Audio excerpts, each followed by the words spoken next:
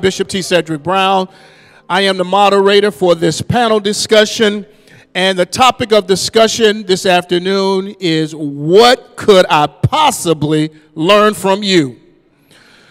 What could I, look at somebody and say, what could I possibly learn from you?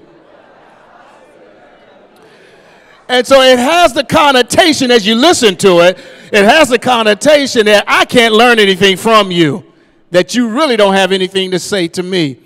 But how many of you know that you have been introduced to people, or you have been in contact with people and you had a perception that they had nothing to tell you or you could not learn anything from them, but unbeknownst to you, and lo and behold, there was something that you learned from them? Am I the only one?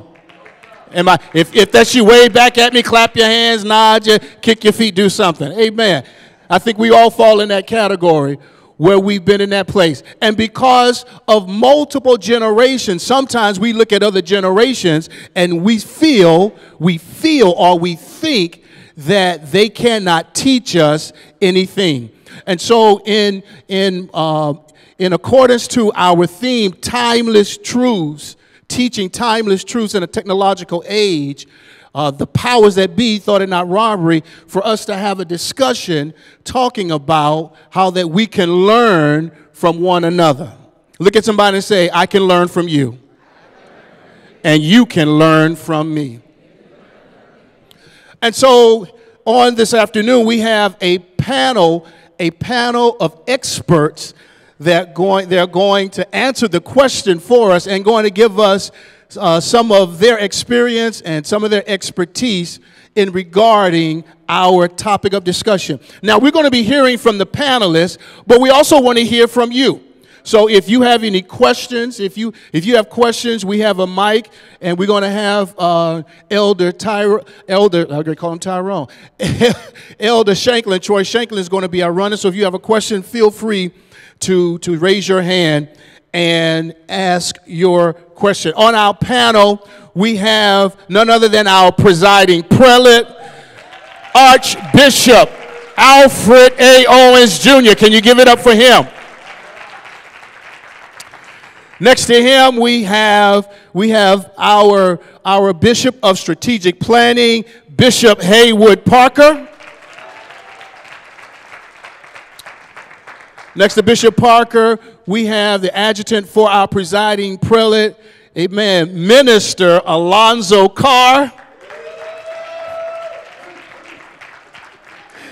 Next to Minister Carr, we have that musician extraordinaire, keyboardist extraordinaire, a sweetheart. If you know her, you love her, Sister Shalana Parker.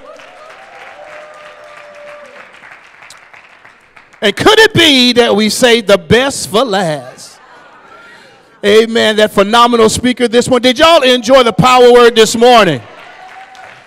None other than Lady Bobette Brown. Give it up for her. As a matter of fact, can you give it up for all our panelists? So let's get started. What could I possibly learn from you? And so the question that I have for the panelists, are there any timeless truths or life lessons, if you will, that you've learned from other people that were not in your generation, whether they were of a younger generation or older generation? Are there any truths, any timeless truths or life lessons that you can share with us that you have learned from them? Anybody? Eeny, meeny, miny, mo.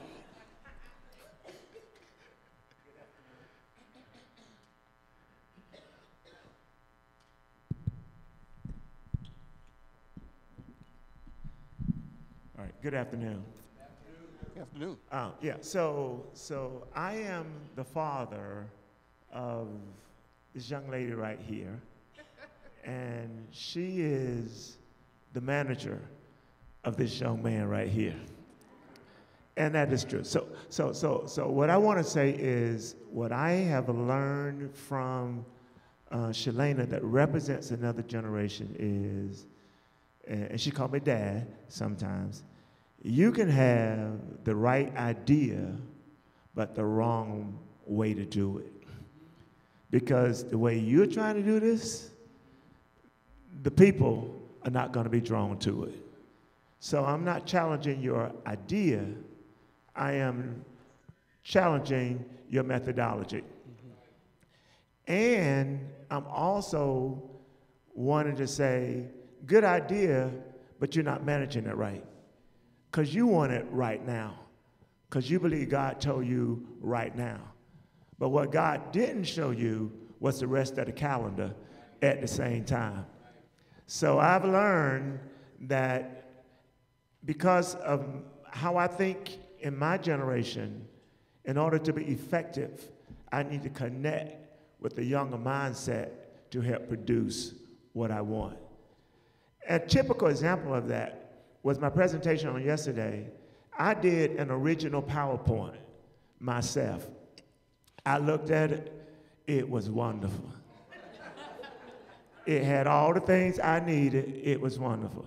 But I've learned, submit it to her and let her come up with a modern presentation. She cut half of the slides, changed all the photography or photographs, and put it in such a succinct way that I was like, you make me look good. Because I've learned current methodology, good idea, but not having the ability to produce it in the language that's necessary for today. Amen. Thank you. Thank you.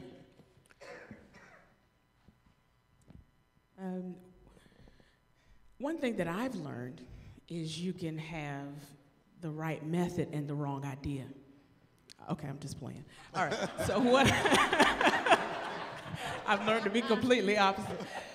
No, what I have learned, and I will say this, is that there are some things that are just as our theme is. There are some things that are just truths, that are just eternal.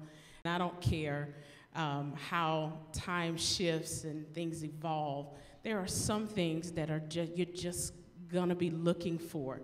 And some of those things were taught and some of those things were caught. And I can speak from an aspect of Bishop Parker being both my father and my pastor. It was important to see things like integrity. It was important to see that the same man he was in the church was the same man he was at home. And it taught me something about integrity, and it also taught me kingdom mindset.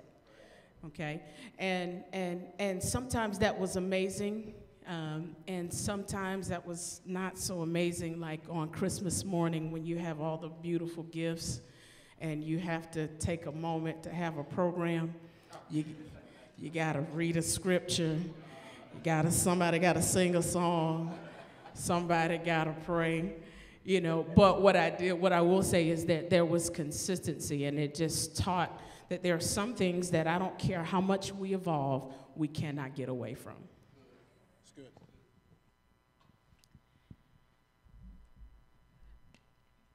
I think what I'd like to first start off with is in relationships. Number one, I think from all generations, I have learned we all are important. We all have something to bring to the table, and we need to take the time to listen to each other. My why may not be your why, and so on, but the thing about it is if we just take the time and ask the questions, we'll discover there just might be a better way of doing something. It kind of reminds me of going into an office, and maybe you're new in the office, and you have a little bit more skill, you know, you a little bit more adverse and you know, learned a few things, and you go into an office, and they tell you that they want you to do a particular task, and you're looking at them like, what? Well, why would you do that? You know, why do you want to scan it and then turn around and email it? When the computer, the scanner will not only scan it, but it'll email it at the same time. So why do we have two different steps? Why don't we just make it one step? So that's one thing that I've definitely learned, is that we can learn from each other. And I think from a marital standpoint, When I look at my parents, who have been married now for nearly 60 years, and we almost at 30, I discovered that staying married is a choice.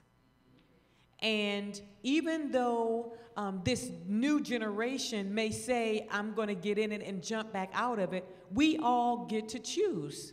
And I love the fact that my parents talked about marriage from a biblical perspective and not from a personal perspective.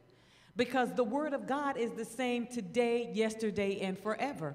And although we could jump out of marriage, and there may be some laws or some scripture that may support that, the one thing that I appreciated about them is that there's also a scripture that tells me I can choose to forgive and stay married, and then the testimony becomes greater. So I love that. As a person who's a very strong proponent of marriage, I appreciate my parents for being an example of longevity in marriage. Good. Amen. Hello. For the past 4 years, I have been working for Bishop Alfred Owens. Prior to that, I never considered myself a people person. So in working for Bishop and seeing the thousands and thousands of people that he interacts with on a day-to-day basis from Mount Calvary to outside of Mount Calvary, Bishop has taught me how to work with others. And when I say work with others, as far as people of different backgrounds, people of different faiths, people in different circumstances, and because of that, I have gained a love for others. And all of that was because he has over 50 years of experience.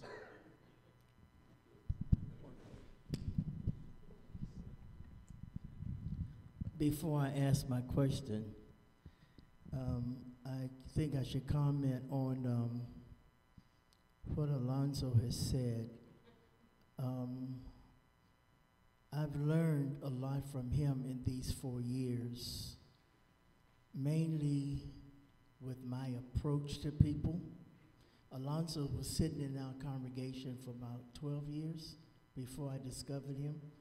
About 10 years, he was a member of the church, sat in the back, and I didn't know who he was. And he started volunteering in the new members class of Pastor's Aid.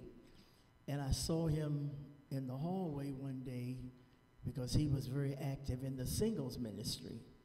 And just in passing, I said, okay, God bless you. So when the word went out that I needed an adjutant whose main description would be to travel with me and, you know, take care of me as I go through my aging process, that mainly came from my wife and my daughter. And I blame myself for that because I started telling them too much, like, I left my glasses in the hotel room. I left my charger. You know, my hat was on the belt when you come through TSA, and I didn't realize it till I got outside. My head was cold. So they decided, my executive staff decided I needed somebody to travel with me.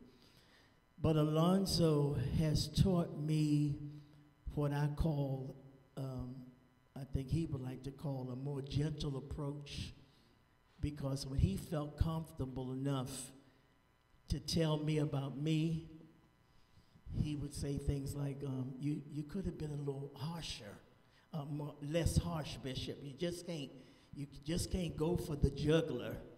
You gotta soften the blow.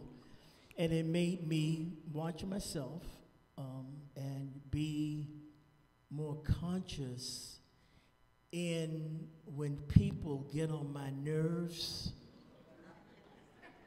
try to approach them in a way that they don't know they really got on my nerves, okay? So I've learned that, among other things. But here's the question I want to pose to the panel and those of you in the audience. We used to, in my day, we were told, that God called the young because they're strong, the old because they know the way, and we grew up to say that what millennials and those younger would learn from the older ones wisdom. You gain from their wisdom because they know the way. I have discovered through pastoring a church that is at this time mainly millennial people, and through these seminars and workshops, especially this one, that where does our wisdom play if we always accuse of being traditional? Your wisdom is too traditional, and the wisdom doesn't work now. It's a, you know, if we are here as we age, and we should have gained a lot of wisdom and telling you don't walk this way because we went that path, and this is not good. Is that wisdom that we share, is it valued now, when in fact the wisdom now that we impart is called too traditional? Is anybody understand at least what I'm asking? Yes. That can interpret it for the message, which keeps the boomers and those older in a quandary as to what do we share, and will it be received if in fact there's already a mindset that says that's traditional thinking. We don't think that way anymore. Your thinking is outdated. That's what I want to ask. Yes, sir. Of the panel, anybody in the audience, yeah. Bishop, I would like to say that I believe the wisdom of the older generation is still equally as valuable as it's ever been. I think it's still necessary. I really believe as we talk in this setting, we're talking about teaching truth in the technological age. I think the wisdom of the older congregation is more dealing with our character, how we do what we do, how we are as individuals, our behaviors. I think we glean a lot from that, and methodology about technology and stuff like that. We move in a different direction for those that may be more knowledgeable in that sense. But I think the wisdom of the elders is still equally as valuable and important to how we do what we do as far as our character and behavior and who we are as men and women of God. In addition to that, in my studies and trying to look at understanding the digital age and how people function, one of the things I discovered is that this whole age mindset is about connection and communication and respect. And so at the end of the day, it doesn't matter about how technologically savvy someone is. It doesn't even matter that their thinking is digital versus mine being more analog. What does matter is relationship. Yeah. And so one of the things we glean from, the wisdom we can glean from the elder is, how do you treat people with respect? And how do you love people? And how do you gain people trust? Because if I cannot gain your trust, then I don't care what you can do in the computer, and you don't care what I am if we cannot gain trust from one another. So there are some values that you cannot digitalize, that you cannot put in some technological form, that are permanent values that we can glean from the wisdom of the elder.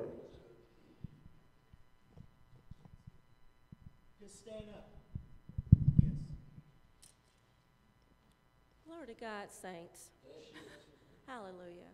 I just wanted to add this part to it. I, as a public school teacher in South Carolina, that's my bishop, y'all. I found students who had parents that were extremely young. I had students who had parents who were non-churched. And what I learned, what I believe that our reasons for still being on this earth as a baby boomer is to help train students, as the piggyback off of you, Bishop, is to the manners, the respect, the kindness, the not. We're having too many suicides for 10-year-olds and 12-year-olds and 13-year-olds. You know, that's ridiculous. Well, I'm sorry. But we can help people learn how to respect each other, how to love each other, how to even take care of each other, and maybe end some of the violence that's even in the elementary schools. So baby boomers have a purpose, and it's unfortunate that some of the students I had, their parents were super young. They had no big mama, no big daddy. It's just that mama who's working her best, sometimes 2 jobs, not spending time with that child, latchkey child. They need the guidance of the baby boomer. That's good. Can I chime in actually right here? I do want to say this because sometimes it's not that, as my father was saying, it's about the relationship. Sometimes it's not the what you have to give. Sometimes it's the how it's given. And sometimes I can't hear what you're saying depending on how you give it. And so I think it's important that as we keep those lines of communication open, and as you give your wisdom, that you understand who I am and how I can put it in a form that I can receive it, or make sure it's not, well, stop doing that or do that. And I think we've all been through that stage where we had to actually touch it to see if it was hot, but it's about how it's given sometimes. And that's right along the line what I was going to respond to with the trust, the relationship, the how. I was fortunately enough right up until 2017 to live in a household that had 4 to 5 generations, the eldest person being 96 and the youngest being 13. And recently had my 15-year-old son come back and say when he thought the how, he immediately cut it off, didn't want to hear the tradition, and thought the wisdom that was being given to him wasn't necessary.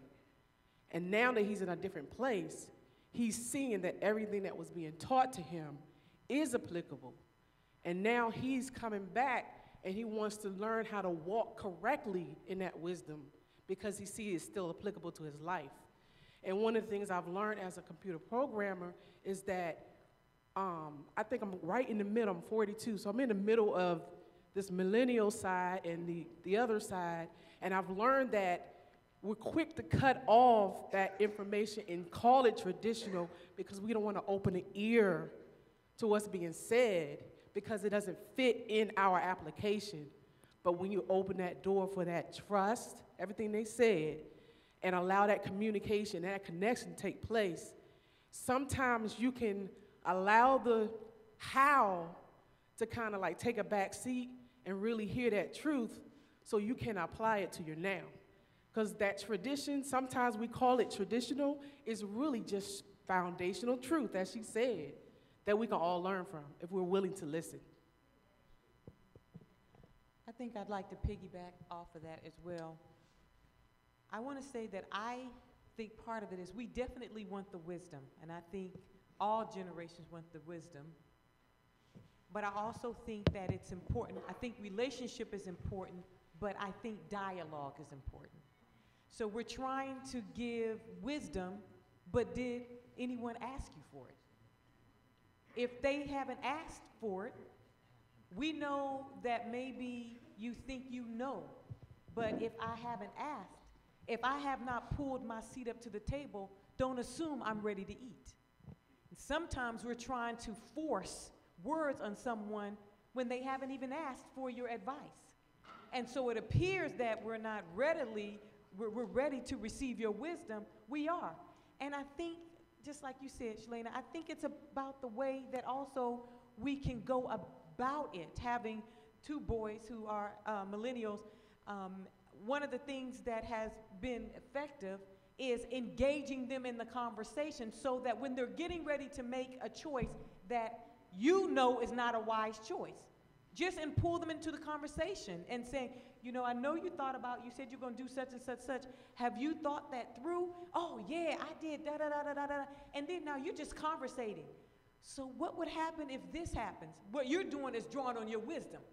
See, it's different then because now they don't feel like you're just pushing this information on them, but now they feel like they are a part of the dialogue because at the end of the day, they also have something to offer. So I think that those components tie in as well. And also, I would like to add, there are some instances where wisdom and knowledge is shared, but we may not understand it until we mature, until we get older. And the one thing my father used to always tell me is certain things you will understand once you get older. So it's still important for Bishop and others to lay that foundation. And as we continue to live and as we continue to go through life experiences, certain things will fall into place and then certain things will make sense. But the important part is that we have that foundation. Dr. Washington. I'm walking toward the front because I was instructed to. That's fine. Okay, great.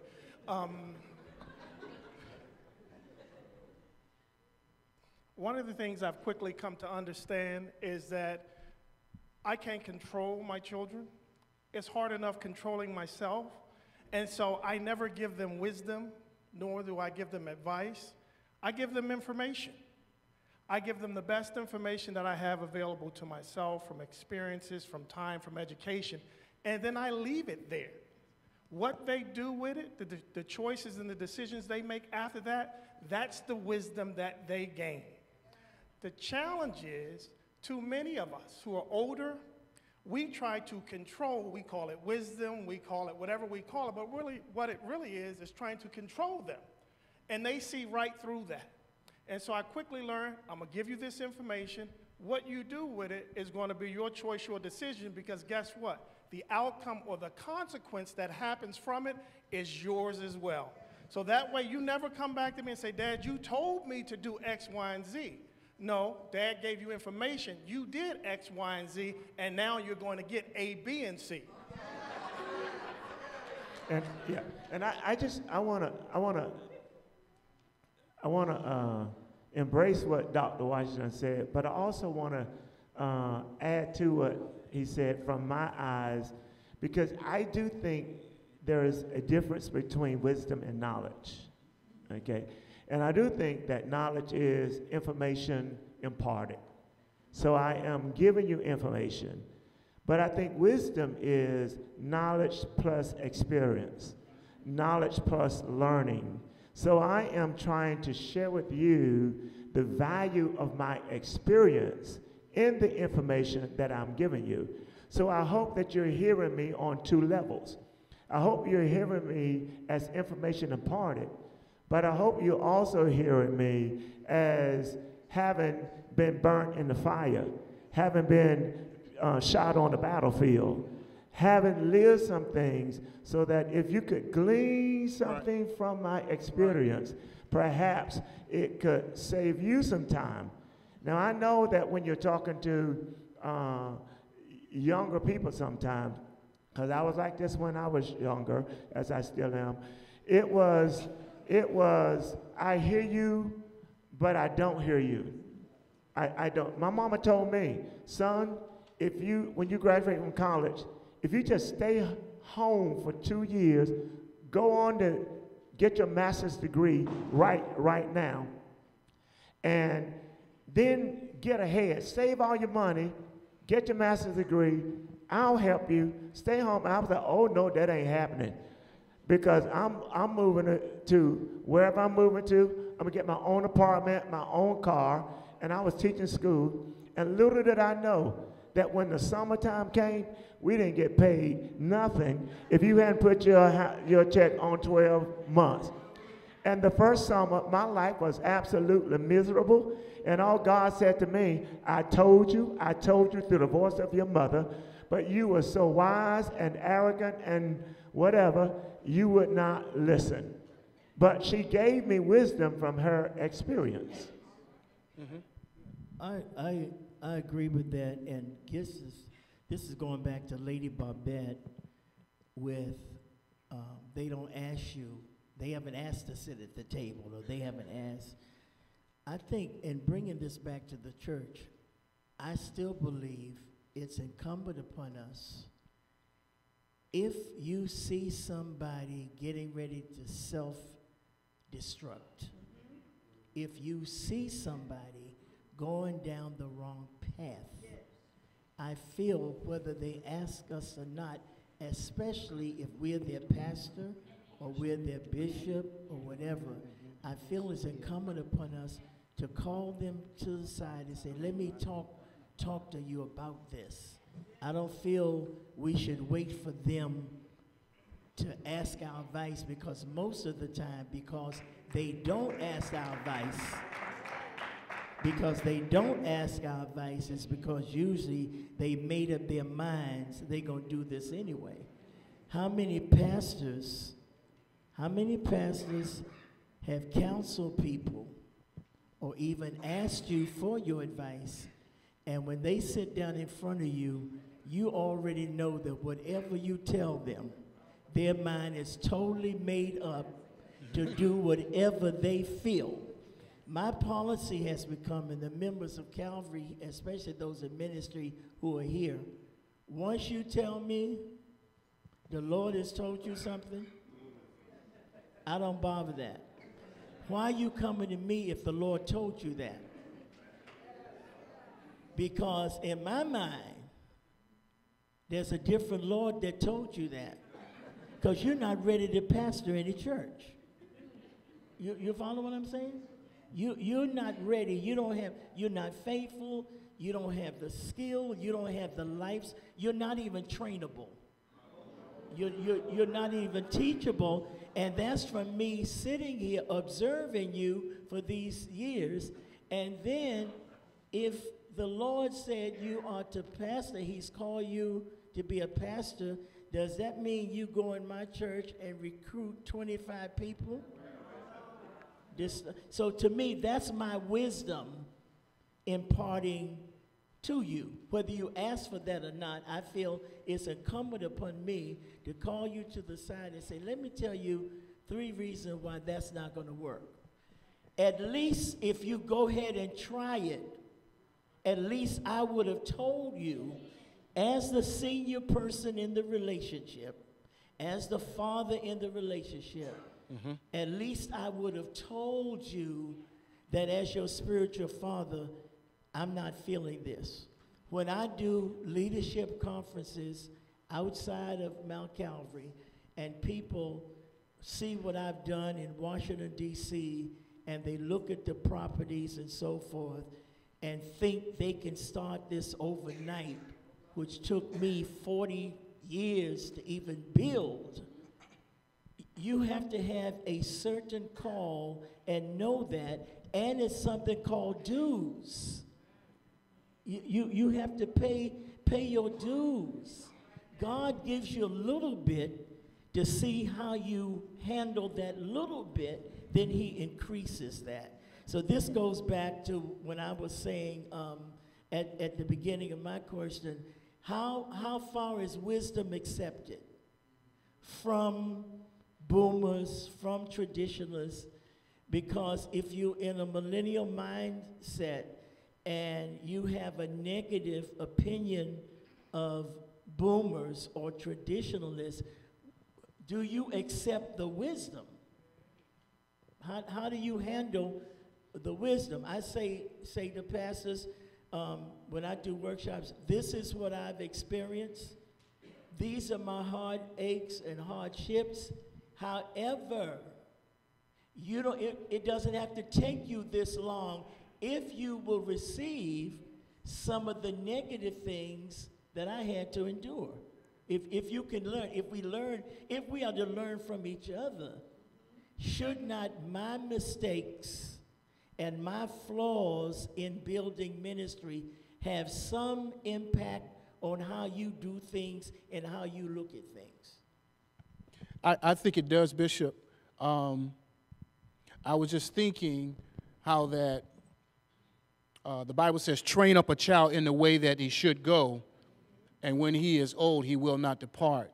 And a lot of times we put things into our children, and we don't see the return as soon as we would like to see it. But I am convinced that when we sow those seeds into our children or into people that we are mentoring, those seeds will take root, and we may not even see it. You may not see the fruit of your labor, but I think God, every now and then, He will give you a snapshot, or He will give you a glimpse of a coming attraction. And let me give you an example. I have two sons. I have a 27-year-old and I have a 25-year-old. And I'm always talking to them, or I pick my moments. I have to be strategic. And I have to pick my moments when I want to share things with them about their life, about, you need to do this. And I couch it, or I put it in a sense of we just having a conversation. And so one of them, when I start talking, immediately his defense go up. And I have to say to him, slow your roll. Just slow down. I just want to have a conversation with you. I just want to talk to you. And see, I see his defense come down. And you talk to your children, and then you wonder, are they getting this? And have you ever wanted something for somebody more than they wanted it for themselves? And so sometimes it can be frustrating. And so you have to trust God that what you put in them, that what you have planted, somebody will water and God will give the increase. So we were sitting at dinner one day with one of my sons, and we were sitting down, and he just started sharing about the lessons that he has learned from me and his mother and the things that he has gone through, and he wished he had listened sooner, then he wouldn't have to go through what he went through. But he went through it, and he learned from it, and he is the better for it, and he thanked us for teaching him and for imparting unto him. And I had to look at my wife and say, who is this? But God began to show me that all that you planted in him, that you were beginning to see the fruit. You beginning to get a glimpse of what you had planted in him. And one thing I've learned, as I got older, it seemed like the older I get, the more I remember what my mother told me. And I hear her voice. She's still alive, thank God. But I hear her voice in my head of things she told me when I was growing up. Because you don't understand life as you're going forward. It's only when you look back that you understand it. Because have you ever gone through something and you wonder, why did I go through that, or why am I going through this? And as you get down the road, out of nowhere, you say, oh, that's why I went through that. Oh, that's why my mother told me this, or my father told me that. So I think the wisdom that we impart, Bishop, the instruction that we impart unto them, I think it will grow. One thing that I have learned from Bishop Owens, because I did not grow up with a father in the home. It was my mother and my brother and my sister. And I did not hear the words, I love you, often. I knew my mother loved me, but I did not hear that verbally. And so I grew up in a home where it was not a lot of conversation. On the flip side, my wife, she grew up in a home, they talked about everything. I mean, everything. So when I was first introduced to her family, you can imagine it was a culture shock. Because they talked about everything. But because of my association with Bishop Owens, and because he is a communicator, and he would tell me, he would tell me when he's proud of me. He would tell me, I love you. He would tell me, oh, that was a good job. And he will also tell me, what were you thinking about? Cedric, what were you thinking about? Why did you do that? And he had the same expression on his face that I have on mine right now. But I knew that he loved me. I knew that he loved me. And one thing that I learned from him, you may question his methods, but you can never question his motive. And that's the same thing I tell my sons. You may question my method, but you can't question my motive. The reason why I do what I do, the reason why I say what I say, the reason why I'm on you like I'm on you is because I love you. And I tell them that. I look them in the eye and I say, I love you. And that is powerful for a child, for a son, for a daughter. I don't care how old they are. When you look at them and you tell them, I love you. That is something that I have learned from this man. Yes, sir. Well, what I was going to say was in line of what you were saying just now. It's not that millennials don't listen to the wisdom of the older saints. It's the fact that we are rebellious at heart and we want to learn and make mistakes on our own, because how, you be developed too as well by making your mistakes and then coming into it, I'm not going to do that again. Now, I know y'all want to be able to say, well, don't do this because this is what's going to happen. But a lot of the times the approach is wrong when it is, because it's always as a can't do this rather than you can do this, but this is how you can do it. The approach is always too aggressive rather than relaxed. And since we are rebellious, we tend to take that step back and turn our ears off towards the approach that is too aggressive rather than giving the information about your experiences. And we hear the wisdom and we will take in the wisdom. It may not show that we are taking the wisdom right away, but when we go through that, we hear, we say, oh man, we should have listened. And sometimes you have those who will say, I'm listening right offhand. But it's just the way that it is given. And when you don't believe in us, we don't want to take anything from you because you don't even believe that we can do it. So why would I take something from somebody that don't believe that I can even handle this on my own? So it's not every older person, or it's just that a lot of the older people do this to the people, and a lot of in churches alone, you got the older saints that will come at you different ways, and in the past don't even know that this is going on, and you see your millennials leaving because you are being dragged through the dirt about the wisdom that they think they have, but it's really just, it feels like hatred. Like, when am I going to get my chance? When am I going to get my chance to show you what I have? And when I do get my chance to show you what I have, it's always being denied. It's never been saying, oh, hey, well, we didn't do this time because it is. Not saying you may not want to even give an explanation, but if you do want to keep the millennials engaged, then it's saying, hey, this is what happened. We're not going to use it now, but we do want you to keep giving ideas because this was a very good idea. Just making us feel like we're a part. And once that happens, that's how we can bridge the gap, when you actually believe that the millennials have something to offer. Because if this is the now, you say we are the now, then when are you going to start using us now? So that's what I have to say about that. Very good point. And that takes me to, because I think we have about 7 minutes, that takes me to my final question. We see, based upon what he said, there's a disconnect between the generations. There's a disconnect. How do we bridge that gap? Because the millennials or younger generations, they have something to offer. But so does baby boomers and the traditionalists. They have something to offer. And I think it's a trick of the enemy. All generations have something to offer, but it's a trick of the enemy to bring the divide. And we see one way that divide is in the communication.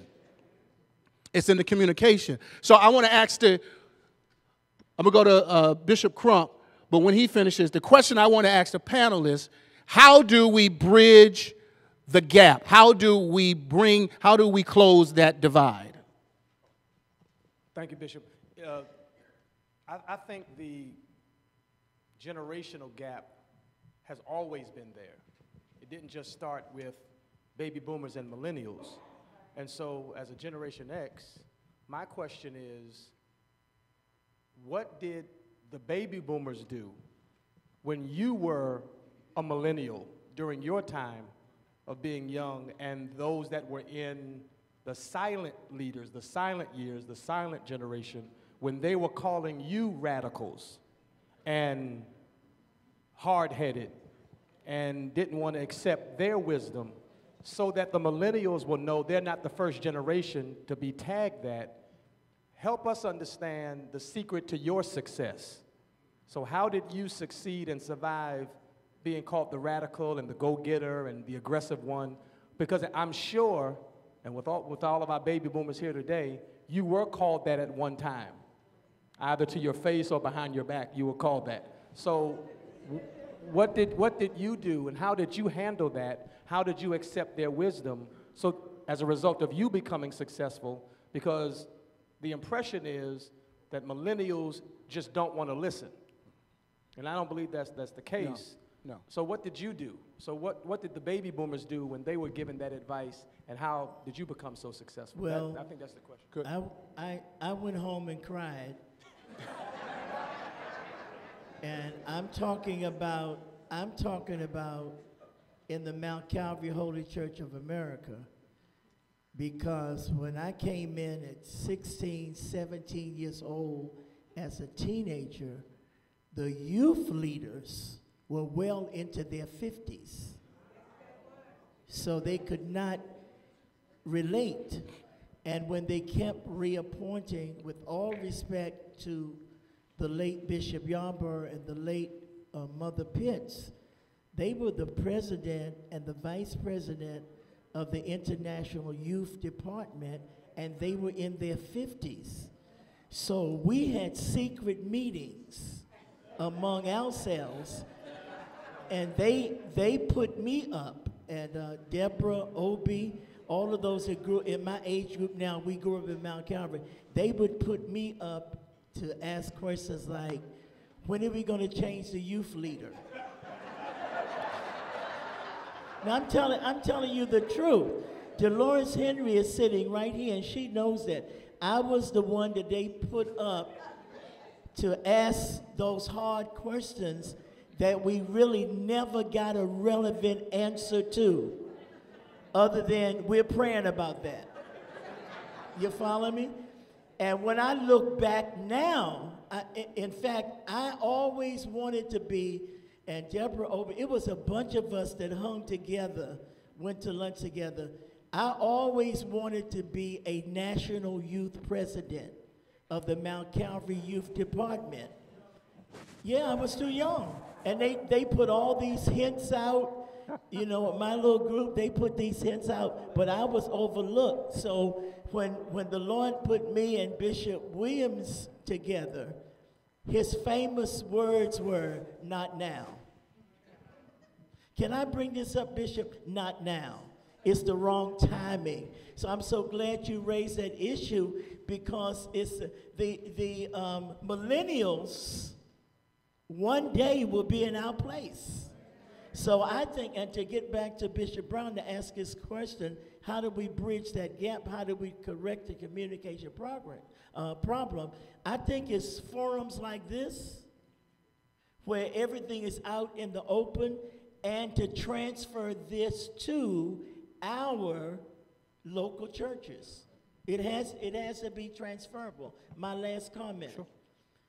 When my church in the 70s, 74, 75, my church merged with the Mount Calvary Church on Webster Street Northwest, and we became one church because Bishop Harlow Williams became the senior bishop. We merged our two churches, and he said that I would be the pastor. My first challenge was Sister Henry's aunt. With all due respect, I mean, she doesn't mind me saying this because I've said it before.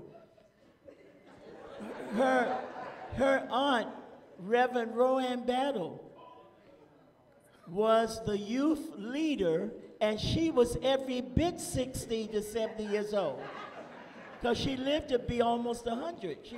She lived in her 90s. So my biggest challenge was, how do I bring my youth leader from my church to the merged church? And of course, it was a lot of static, because she had a spirit, I shall not be moved. So I endured hardness as a good soldier. And when I began to get a little authority, I made her the church mother and told her the difference in being the youth leader and the church mother. And she wore that church mother thing in style. But the people before we merged were content with her being the youth leader with no vision, no plans or anything. So I think we didn't have this type of communication back then because the boomers back then, it was their word. You don't get up like, I have millennials in my congregation now who at a business meeting, they were challenged. They would lift their hand up and say, "Excuse me, Pastor, but can you explain this? Excuse me, Pastor." And you cannot shut them down when they are good members, tithe-paying members who love the church. You have to give them an opportunity to lift their hand and respond. Perfect example when Bishop Brown and many of my members were sitting right here, who are sitting here now, were at our business meeting. We have our main business meeting once a year. Church is full downstairs. The business of the church and Bishop's plan for the future. On the chart that the chief financial officer gave, her name is Novia Davis. She gave the chart with the finances, and there was a line item on there for the bishop's birthday. This was my 70th birthday 2 years ago. Everything going fine. One of the young men raised his hand and said, "I would like to know why so much money was spent on the bishop's 70th birthday." I was pastor when he was born. You understand what I'm saying? He don't even know the history of what I've been through to get 70 years old and pastor this church for 50 years. But what did I have to do? Waiting for somebody to answer. And of course, Novia worked her way through that. Pastor's been our pastor 50 years. He deserves this, and so forth. And I think one of the issues that we have to deal with, Bishop Crump, we have to hear these millennials. But the danger is when somebody speaks up like that with 800 or 900 people sitting there, other people are going to be asking in their minds when they won't get up and say anything, did we have to spend that much on the bishop's birthday? That's your, who was it, Crump with the Red Cross and the United Givers? United Way? So it's millennials. To those of you whose churches are just growing or increasing with millennials, be prepared for the hard questions and the not so easy answers, because millennials do not mind. And I would rather for them to ask at a business meeting than they have their own business meeting in the parking lot when the meeting is over. And the only thing I would add to that is, it's interesting, and thank you for that question also, because when I came along, first of all, we didn't use terminology like the silent generation, Generation X, or the boomers, or millennials. But the big thing was not technology in my transition with the elders. It was education. And what they would say to us is, you done gone and got educated. And you think you know more now because you done got, and then they would change it to educated. So we had to learn to deal with a generation that could not embrace our education, because in some ways, what we were exposed to did cause us to challenge the thinking of the church. We weren't challenging our leaders, but it's difficult when you're the leader to hear that this is not personal. But this is trying to say there is another way to do this, all right? And when you shut us down because we don't go and get educated, we form allies with those who are educated. I'm just being truthful. This is how we did not, whether it was wrong or right, I do not know. But we form allies to form support. So then watch this. Our intent was, how do we stay in a system that's not embracing us? Because we do love the system, we do love the pastor, but we know on Sunday morning when you said, because y'all done gone and got educated, we knew you was talking about us, but we still wanted to stay there. So I'm saying, now we have a different transition. It's just called technology. It's just called a digital age. We call it dealing with the millennials. But the process is the same. So what I'm saying to myself now, if I cannot embrace the broader understanding and the broader knowledge base that a Shalana brings to the table without saying, you done gone and got technicalized. I mean, you know where you make up a word? Then I'm going to be repeating the same behaviors that I had to live through because I had gone and got educated.